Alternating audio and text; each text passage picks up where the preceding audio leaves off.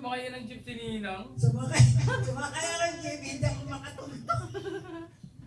First time na sasakay ng Ang jeep. taas. Ang taas ng jeep. Hindi ko alam kung anong So gagawin. hindi na applicable kay Ninang yung mga Oo. commute doon. Pagkasakay doon, buti na lang merong Samaritan na katabi namin.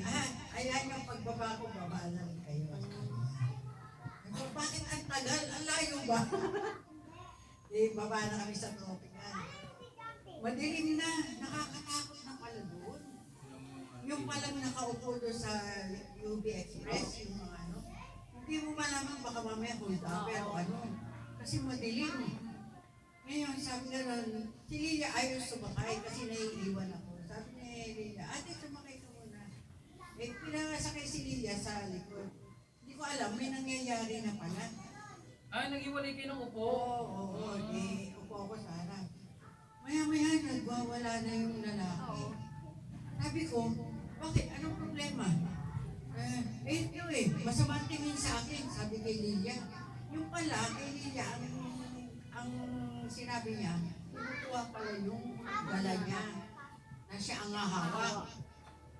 Ngayon, sabi ko, mama, paano yun mo na, patransfer mo dito sa harap ko, sabi ko si Lilia, si yung mga kasama ko.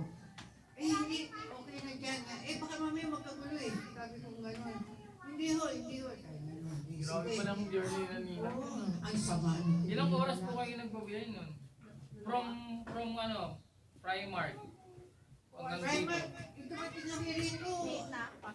Magkasunod na kami ni Christine dumating Gabi na mga 8:30 na. Ang hirap talaga, ang hirap. Sabi ko nga kay Lilia, hindi na mauulit to. Kasi pagkababa sa litik, para kaming basag sinisig na nawawala. Ano sasakyan? Oo, talagang ano ko yung bag ko. Kasi sari-saring tao Kasi bilang halbutin. Oo, Lilia, pili ka na yung makakatulog.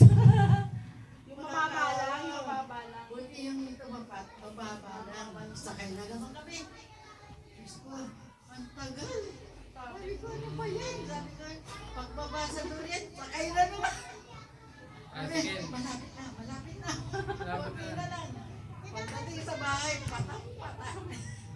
Yun ang experience.